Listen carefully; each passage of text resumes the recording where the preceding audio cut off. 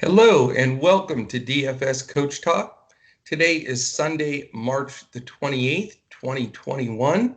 I am Joe Sarvati, affectionately known as Coach, and I am really fired up to join you today for a very small Sunday slate, believe it or not. We have a showdown slate of just the one game, 1 o'clock, which is Phoenix and Charlotte.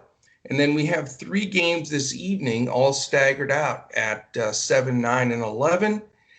So we will have a three-game main slate. We'll go over that, but prior to that, we will go over the showdown slate. We're putting this out early enough in the morning where hopefully a lot of our members and listeners can take a listen before this first showdown game starts. Couple of things. First of all, I want to thank our presenting sponsor, BetUS.com.pa. It is the greatest place you can go for all of your sports wagering needs, casino, sports betting, you name it. They've got all of the different props and everything you'd want. And we also have a great membership with them, BetUS.com.pa. Go there, use the promo code CoachTalk, deposit for the first time $149, and you get free couple of months here at DFS Coach Talk. You are paid and free until June 1. So it is still well worth it. And then you get to utilize that $149 on BetUS for whether it's NCAA games or the props. A lot of our members have been smashing the prop plays because they're just utilizing basically the information we're working on and then translating that into some wagers. So I would definitely recommend that.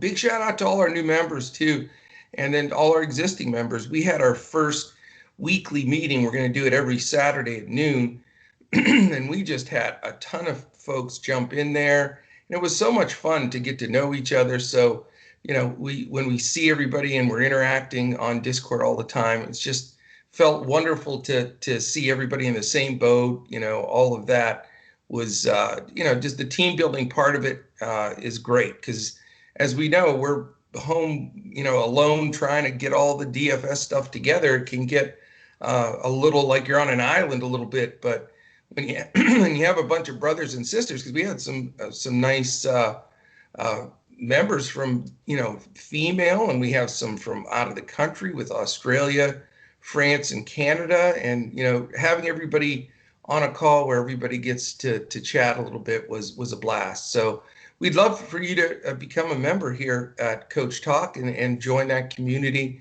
We're having a lot of fun and we're smashing it too. So yesterday was interesting. The main slate didn't start off as great, but we actually had crushed the after hours slate on FanDuel again. We actually had a takedown. And myself and one of our members, Medicated B, one of our favorites, we split the one contest where we're first tied for first. So gotta love that. I love seeing those Coach Talk badges up there, and we would certainly invite you in to join us also. All right, let's dive into this very first game on the slate. And like I say, we'll look at this one separately because it is the showdown slate. So let's take a look here. It is the Phoenix Suns at 30-14 against the Charlotte Hornets at 23-21. Right now, we have Phoenix -6, and the over-under here is 219.5. Again, this is a 1 p.m. Eastern game. Pace-wise, Phoenix is now second slowest. They've been slow all year, but they're getting slower and they're playing better defense. They are up to 6th on defense. So they do put the clamps on you. We haven't been playing a lot of Phoenix games because they've shared the ball and they play good D and they play slow. So, this time we can't avoid it because it's a showdown slate. So we're going to figure out the best plays. On the Charlotte side, you've got 15th pace, so in the middle of the pack, and their defense is down to 22. So not really where they want to be with this. They're still over 500. They pulled out a game the other night, but definitely some cause for concern there especially now that they've lost LaMelo probably for the year. Injury-wise in this game, Nader is out, and then for Charlotte, Monk and Washington are both probable. So right now, the probable starting lineups for Phoenix are Paul, Booker, Bridges, Crowder, and Ayton. And for the Hornets, it's Graham, Rozier, Hayward, PJ Washington, and Biyombo. That's what is listed now with uh, Zeller possibly being unavailable. I didn't have him on the injury list, but I believe he did miss the last game and is expected to miss this game. I'll double check that for sure, but that's what I'm seeing here. So interesting game. Where do you go here? What do you count on? I think as far as Phoenix, obviously the big three are always your first choices: Chris Paul, Devin Booker, and DeAndre Ayton. Not a big Ayton fan at all. I really not. I don't think he plays hard in stretches. But I think, why mess around here on a slate where you got the one game to work with? I know Terry Rozier's a decent defender, but Devontae Graham is not. And when Monk comes in, he's playing a lot. He's not a good defender either. So I'm just going to just dive right in and go Chris Paul and Devin Booker as my top two guys from this game. Just roll them out there. Hopefully Charlotte keeps it close enough. Again, the spread's only 6, so you would assume they should. And those are going to be the two key guys on that side of the ball. Then on the Charlotte side, Mikal Bridges is a good defender, but Gordon Hayward has run into some really tough defenders lately. I think Mikal is just a shade below some of the guys he's recently played. So I'm interested in Hayward here. And then from the secondary spot, I think PJ Washington, if he does play with no restrictions, and he is probable, I think, unfortunately, I'm going to have to, dial up PJ here because I think with them being shorthanded at center, he's going to get power forward and center run. His price is decent. And, again, I do not love this game on my 1 to 5 crown slate. This is like a 2.5. So, I will be going lighter than even the Coach Talk process percentage tells me on this game. But I'm going to try to stay confident. I've taken stuff down when I felt like that about certain slates. Different than the night slate. The 3 games tonight I really like. So anyway, for me, my build's going to initially be Paul, Booker, Hayward. Those are going to be 1, 2, 3. Then PJ Washington because he's a decent price. My final decision is going to have to be based on salary and, site. So that's where I will fill in whoever makes the salary work that I feel is going to get some decent run, whether it be Jay Crowder, whether it be Malik Monk. Those would be the first two that jump out at me. Devontae Graham's price went up a little bit, so I doubt I'll go there. I'm not going to go inside to 8, and again, you can't afford all the expensive guys. So that's how I'm going to look at that game. Not real confident in the matchup itself, but we're going to go after it and see what we can do, and I hope that gives you a decent base to your build. All right, let's attack this 3-game main slate because I think there's a lot of money to be made here. There's certainly some news that we need that is going to shift this main slate.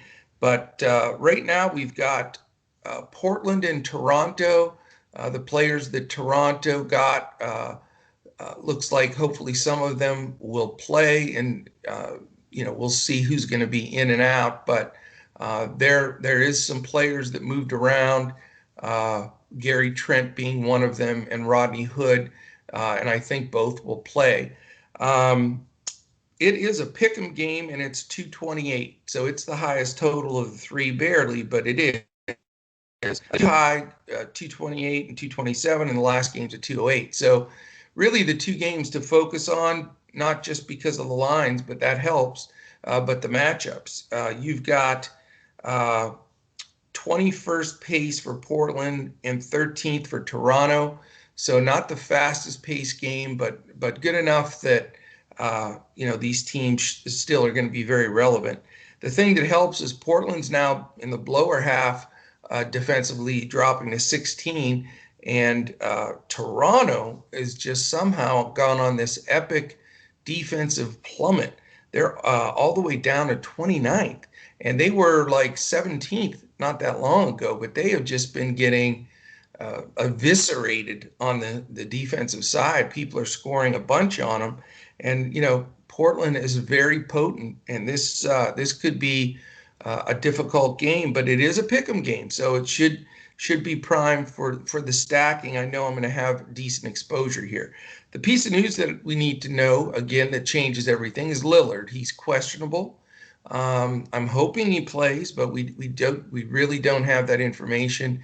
That's something you're going to follow us. Hopefully you jump in as a member. You can be in our Discord, and we'll get that info and lock in all that information.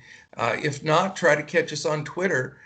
We do post a lot of that information on there also. I'm at JOESARVADI, and Andrew is at Language Olympic. So the other injuries, Nazir Little for Portland is out, and then Watson and Bembry are out for Toronto.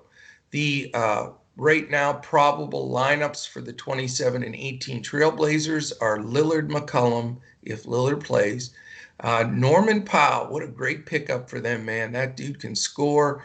And then Covington and Nurkic. Nurkic is back. He started last night, and they're going to bring our man Enes Kanter off the bench. And then for Toronto, it looks like Lowry, Van Vliet, Trent, Anunoby, and Siakam.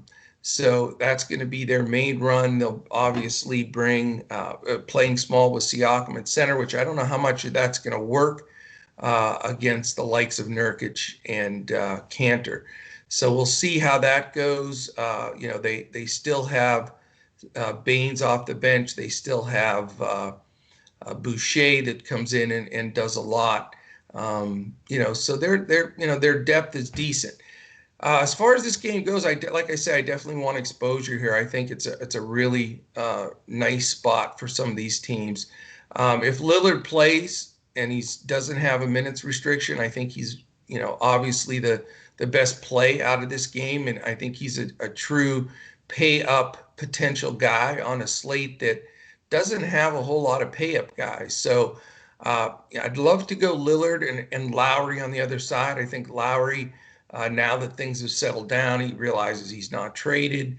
He's had a few days for that to settle in. I think he falls right into a really nice spot play here. The amazing thing is we get Powell versus Trent, and they'll probably play each other to start, the two guys that were just traded for each other. So I don't know how you can't love that narrative, but if it's not going to be I can outdo you, you can outdo me, blah blah blah, back and forth, I like both guys. I'll dive right into that narrative and say, yes, let's see these guys trying to show up that the other team made a mistake by letting them go and trading them. So I'm all over that narrative. I like both of them. It's a good situation. And I think they're going to steal the spotlight from generally the second two bananas on these teams, which are McCollum and Van Vliet. I think I'm going to skip by those. So my 2v2, it might not be any horsing around here. It could be Lillard, Powell, Lowry, Trent, and let's roll this ball out and see what happens. So definitely like this game. Not crazy about the bigs. Really feel strong about the guards, though. I think this is going to be a fun game to watch. All right, we've got two games left. Real quickly, want to mention you can join DFS Coach Talk. If you want to try us out with a 3-day pass, it's only $10. We also have a fantastic all-access pass for 7 months that runs from April 1st till November 1st. It runs in unison with the baseball schedule. So that is available. You can purchase that, or it can be done in 2 payments. Those options are on our website, dfscoachtalk.com. Just go to the members page. And then, the other thing we want to say is we have multiple memberships, whether it be day, week, month, annual, We have the BetUS, this baseball time frame deal. And the biggest point I need to make here, and we're going to actually change the name of some of these offers because it makes it sound like you only get that one sport. So for like the guys that are signing up for this quote unquote baseball package, they're feeling because others providers only you pay for that sport, you get that sport only. With Coach Talk, we just don't believe in that. We want to develop the entire family of, how you can play and sustain, and not only sustain, but have consistent growth in your bankroll by playing the four main sports. We focus on the NFL, MLB, NBA, and PGA. That's where we're going to focus. We put all of our time and energy, huge preparation, and get those ready to just crush. And we give full lineups, FanDuel and Yahoo, a really cool clipboard on Draftkings that gives you a highlighted core and several other to choose from. So, and again, if there's all the sports going on at the same time, like next week, we will have Prime NBA, Prime PGA, and Prime MLB. You get all of that with whatever membership you purchase with Coach Talk. It is the best deal in the business, and we have some of the best pros and can't wait to get after it with you. So check us out on Twitter at DFS Coach Talk. If you have any questions and you go to our website, there is a questions page that shoots the information right to us. If you do sign up for that BetUS deal by contacting them or getting online at betus.com.pa, use that promo code Coach Talk, all one word. And once you make that deposit, just shoot us a tweet at DFS Coach Talk. We will confirm that and get you in our Discord in a matter of minutes. All right. Thank you so much. We're going to dive into these last two. We have a 9 p.m. game. So we have the early game that sits alone. Then we have that 7 o'clock Portland Toronto game. This is Eastern time. And then the 9 o'clock game, again, they're staggered, is Atlanta at Denver. Denver minus 4.5, over under 227. Pace here, not good. That's my concern. Even though it's almost the highest on the board over under, it's only 1 point below the last game. But Atlanta's 23rd and Denver is last. So we know they're playing, setting it up for Joker and a half court set. But defense is helps. Atlanta's 18th, but they have played fantastic defense. So put a circle around that. They've been in the top 5 since Nate McMillan took over as coach. I think there's something like 8-1 or something like that also. But their defense went from mid-20s and it's moving up. So it's up to 18th, which again, it's moved about 6-7 spots. And since in the last maybe 10 games, they're playing a top 5 D. So be aware of that. And then Denver's 20th on defense. The only piece of news here that of importance is DeAndre Hunter came back, but now he's questionable the last 2 games. He did sit out the last one, and that matters for the sense it does change that rotation with Snell and company. So, all right, let's take a look at this. The probable starters for the 23 and 22 Hawks are Trae Young, Mr. Bogdanovich, known as Andrew's favorite all-time NBA basketball player, Tony Snell, John Collins, and Clint Capella. For the 27 and 18 Fighting Joe Stanton Denver Nuggets, we've got Jamal Murray, Will Barton, Michael Porter, Paul Millsap, and the Joker. Now, Aaron Gordon, is he going to play? He's listed as questionable right now.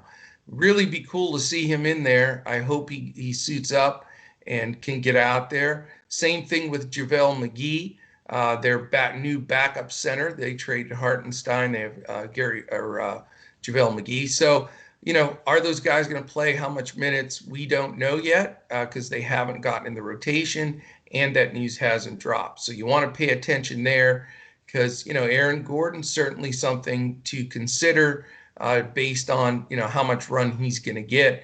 He seems fully recovered from that ankle, had a couple of big minutes games in Orlando before he was traded. All right, so numbers wise here, um, I prefer to go up to Lillard and Lowry rather than Trae Young in this game, basically just because it's the biggest pace down that Atlanta could have, with Denver being now even slower than the Knicks. So I'm not going to go with Trae Young. I will consider Andrews.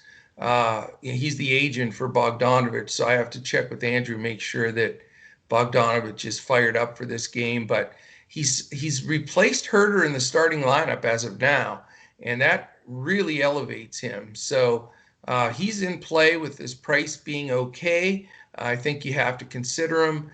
After that, John Collins is a decent play, but I think it does,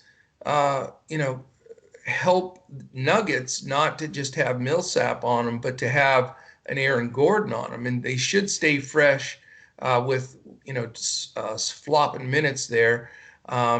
And then Clint Capella, he's going to be needed to guard the Joker, so I don't believe, like normal, they'll play Capella off the floor, which seems to happen 50% of the time. He plays well, he rebounds well, he's a good producer of DFS minutes and points, but a lot of times, they play him off the floor, other team goes small, Collins shifts to center, and that's that. So I don't see that happening here with the Joker. I think Capella's got his work cut out for him. I think he gets a lot of minutes, and I like the potential of him. I have not rostered him in a long time. I think this is the spot where he could do well. I sense like a 15 to 18 rebound kind of game for him because of the additional minutes, if he stays out of foul trouble. Now he's going to be guarding the Joker, so that is what it is, and he could get in foul trouble, but we're going to cross our fingers and hope he gets a good run there. Jamal Murray's price is fair enough, but you already know my thoughts on the point guard position today. Will Barton, he keeps going up in price a little, but he keeps making value, so he's always in consideration here. Will fit him in if I can afford not having to pay down further in that spot. Michael Porter, same exact thing. In play here. Think that he's dangerous, but Tony Snell defense is for real, and if he's going to get the start and be okay now, that knocks Porter down a notch, because that should be the matchup there. Millsap, too inconsistent for me right now, especially with Gordon in town, and then of course the Joker. Can I afford to pay up for the Joker? I might be able to, based on the Orlando value, but some of those prices got adjusted. So it's going to be a bit of a guessing game. You got to keep the Joker in mind. If I can use him at center, he would be my first choice. I don't want to dive down just on this 3-game main slate and really dumpster dive just to jam him in, because you can't afford a guy or two that gets 14 fantasy points or 12. You're dead in the water. So it would be the Joker if I can fit him with some of the value in the next game. If not, I think I would ratchet it back and go to Capella. All right, last game on the slate. It is super low scoring. This is the one I'm not as crazy about, except for just those Orlando value plays, really. Lakers are all priced up now, that the fact that LeBron and AD are out for a while, so they jacked up all these guys, Schroeder, Kuzma, even Morris. These guys are all much more pricey. Right now, the Lakers are a 7-point favorite in this game, because Orlando's got a G League team and the and one league, or whatever, the one that has the three, is it 3-on-3, whatever. I think some of those guys are on this team. Anyway, it's only a 208 number, which is bad. You don't see a lot of those anymore right now. Pace 19 for Orlando, 17 for the Lakers, so that's not anything to get excited about. Orlando's D is 19th, and I'm sure that will plummet into the mid to lower 20s once the fact that they traded all their players away, and these teams are going to get smoked a little bit. And the Lakers are still somehow hanging on to first. I can't imagine that's going to last much longer, but they are slowing down their games, and I think Vogel's strategy is shorten games. We don't have any of our top two stars. We're going to try to shorten games, keep the score lower so that we have a better propensity to win. And I don't think the strategy is bad, but it is bad for DFS players because that means less possessions, less points, and you start getting lower by 5-6 possessions. It starts having a massive impact. All right, let's talk about the Lakers first because that's easy for me. I'm not interested. I don't like spending up for these guys that I think really don't deserve to be there as far as their pricing. So not thrilled with them. Looks like the Lakers are going to sign Andre Drummond, which would be very interesting. I think he'd help them immensely because poor Gasol there, who's penciled in to start, it just has not had it anymore. I think he's a bit, his body's about ready to retire here, but let's see if Drummond comes to town and what kind of impact he'll make this week. All right, Orlando's 15-30, and their probable lineup is Randall, Bacon, Ennis, Okeke, and Burch. They started their last game.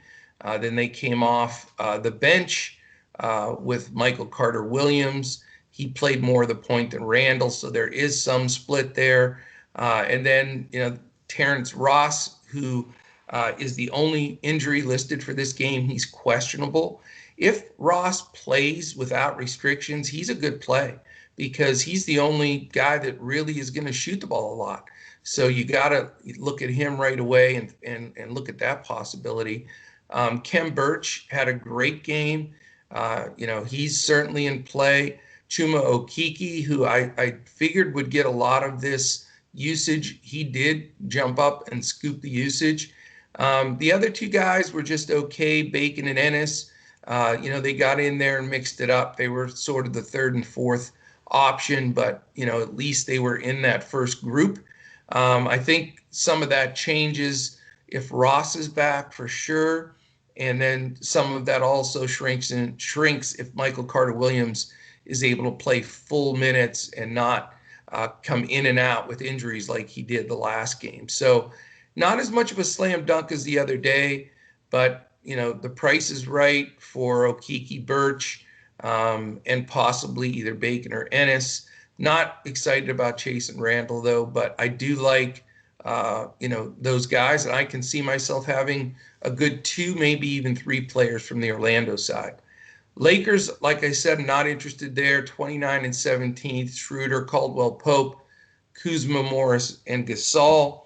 And, they're using a decent amount of bench to try to keep everybody active and try to get some wins. They're down at 29 and 17, so definitely some rough roads ahead this next month, or maybe they get Davis back much sooner than LeBron and they can maintain. So, all right, that is it.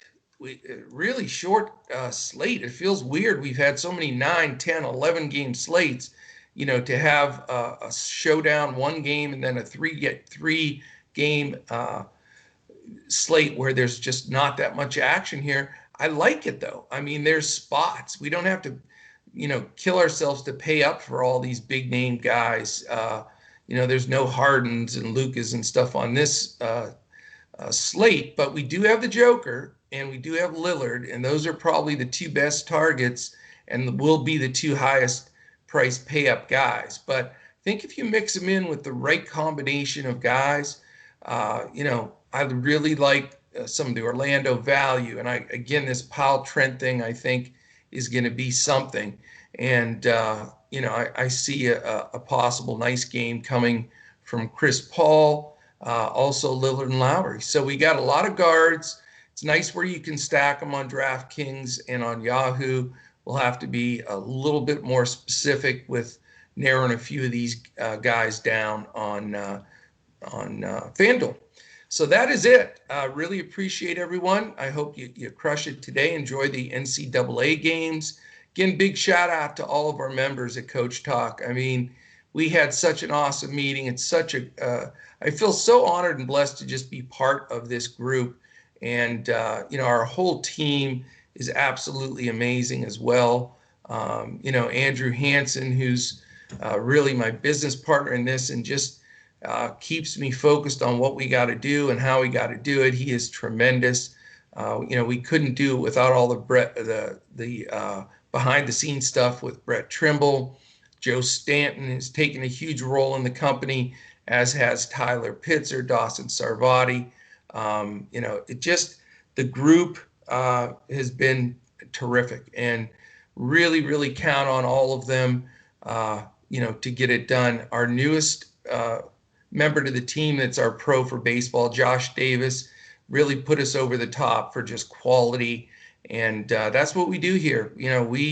We focus on the four main sports. We get the most quality people, the best content, the top-notch podcasts, and putting out really high percentage winning lineups. So love to have you join us. I appreciate you listening to the pod today. Nice thing is, tomorrow for this week, I'll be back in here with Andrew Hansen. The schedule this week, Andrew and I will be on there together on Monday, Tuesday, and Wednesday. Then Andrew takes the solo on Thursday. We're back together on Friday, and then I'm your weekend guy. So that's the schedule coming up. We have baseball mixing in this week, so it's going to be fun. And then we're not this week, but then next week is the Masters for our PGA coverage, which is always like one of my favorite events of the year. So enjoyed it. Thank you. Appreciate you, everybody. And we will catch you again tomorrow when we look to crush it in DFS.